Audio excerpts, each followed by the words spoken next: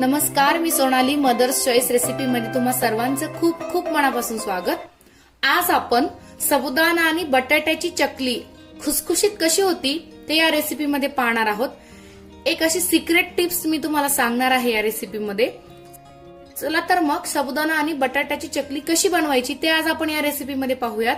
सर्वप्रथम मी इथे घेतलेला आहे पावशेर साबुदाणा. हा पावशेर साबुदाणा मी काल रात्रीच भिजवून घेतलेला होता. तुम्ही पाहू शकता अगदी छान हा असा माऊसूत भिजला गेलेला आहे हा साबुदाणा. ज्या दिवशी तुम्हाला चकल्या करायच्या आहेत त्याच्या आदल्या दिवशी हा साबुदाणा भिजू घाला. त्यानंतर इथे मी घेतलेले आहे अर्धा किलो बटाटे. हे बटाटे मी व्यवस्थित उकडून घेऊन त्याचे साल काढून घेतलेले आहेत. आता आपल्याला हा साबुदाणा मोजून घ्यायचा आहे. इथे मी एक ग्लास घेतलेला आहे आणि ग्लासच्या मदतीने हा साबुदाणा आपल्याला मोजायचा आहे. एक ग्लास झाला.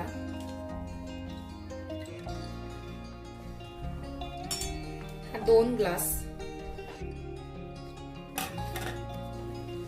आणि हा 2.5 ग्लास. टोटल 2.5 ग्लास हा भिजवलेला साबुदाणा आहे. आता मी गॅसवरती एक कढई ठेवलेली आहे आणि कढईमध्ये ज्या ग्लासने आपण साबुदाणा मोजला होता त्याच ग्लासने पाणी टाकायचं आहे. पाणी आपल्याला तर इथे 2.5 ग्लास आपण साबुदाणा मोजलेला होता तर आपल्याला 1.25 ग्लास पाणी टाकून घ्यायचं आहे.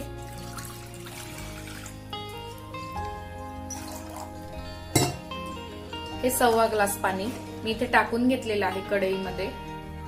कढईवरती आपण झाकण ठेवून घेऊया म्हणजेच आपल्या पाण्याला लवकर उकळी येईल. तुम्ही पाहू शकता कढईमधील पाण्याला छान उकळी आलेली आहे. गॅसचा फ्लेम आपल्याला आता बारीक करून घ्यायचा आहे आणि या कढईमधील पाणी थोडंसं काढून घ्यायचंय. 1/2 ग्लास पाणी एवढं काढून घेतलेलं आहे मी आणि हा भिजवलेला साबुदाणा या पाण्यामध्ये टाकायचं आहे आपल्याला. थोडंसं पाणी काढलं म्हणजे लागलं गरज असली तर आपण त्याच्यामध्ये टाकू शकतो. पण जर पाणी काढून घेतलं नाही तर मग काय होईल की आपला हा साबुदाणा चिकट होईल आणि आपल्या चकल्या व्यवस्थित येणार नाही. हीच खास ट्रिक आहे की ज्याने आपल्या चकल्या अगदी खुसखुशीत होतील. ही ट्रिक वापरून तुम्ही या साबुदाणा आणि बटाट्याच्या चकल्या नक्की करून पहा. आता आपण यावरती झाकण ठेवून घेणार आहोत. एक 2 ते 3 मिनिटं याला आपण छान वाफवून घेणार आहोत. एखादा मिनिट झाला की झाकण काढून थोडंसं हलवून घ्यायचं याला. पाहू शकता तुम्ही आपल्या साबुदाण्याचा कलर अगदी चेंज झालेला आहे. याला थोडीशी शाईन देखील आलेली आहे. चमकतोय हा आपला साबुदाणा पाहू शकता. अजून एखादा मिनिट याला आपण वाफवून घेणार आहोत.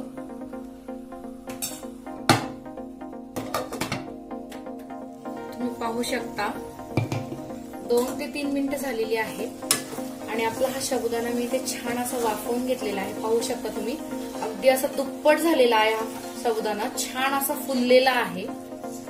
आता गॅस बंद करायचा आहे या स्टेजला. इथे मी एक किसणी घेतलेली आहे आणि या किसणीच्या मदतीने उकडून घेतलेले बटाटे छान आपल्याला असे किसून घ्यायचे आहेत. त्यामुळे काय होईल की आपला बटाटा एकदम एकजीव होऊन जाईल. आपण जेव्हा साबुदाण्यामध्ये तो मिक्स करू तेव्हा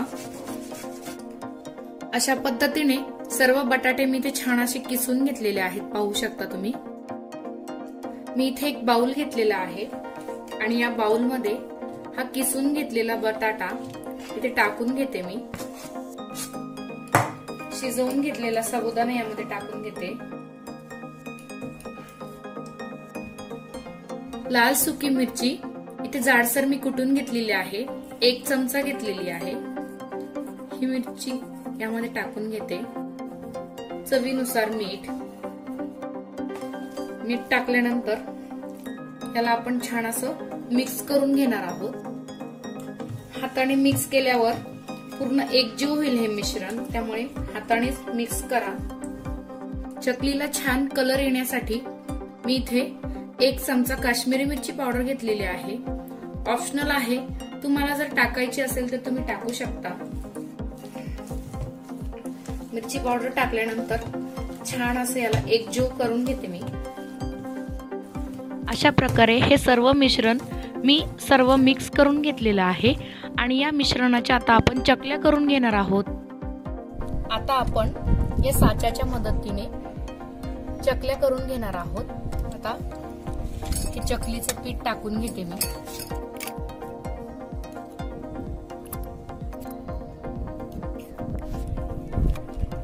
आपण या चकल्या बनवून घेणार आहोत. पाहू शकता तुम्ही, खूप सोपे आहेत या चकल्या बनवणं. आणि मी सांगितलं त्या ट्रिकनी करून पहा, नक्की तुमच्या चकल्या अगदी खुसखुशीत होतील. सर्वांकडेच हा चकलीचा साचा असतोच असं नाही. ज्यांच्याकडे चकलीचा साचा नसेल त्यांनी, मी इथे एक तेलाची बॅग घेतलेली आहे, सनफ्लावर तेलाची बॅग आहे.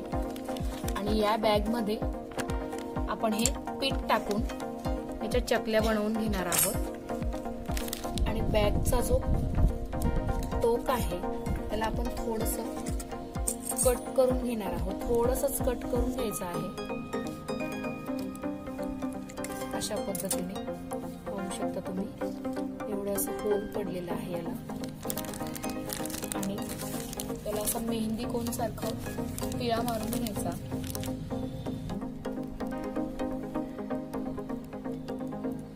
बघू शकता किती सुंदर ही आपली चकली झालेली आहे.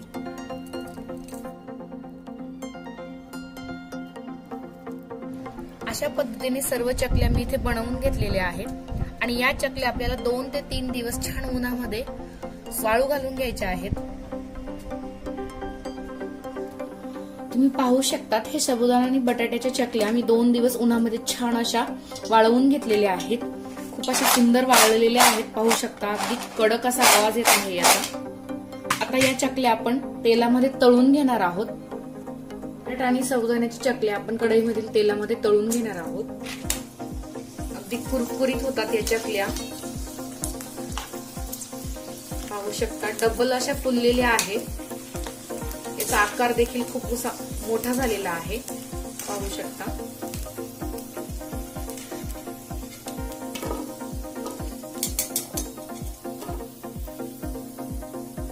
अगदी कुरकुरीत होतात. तुम्ही घरी नक्की ट्राय करून पहा.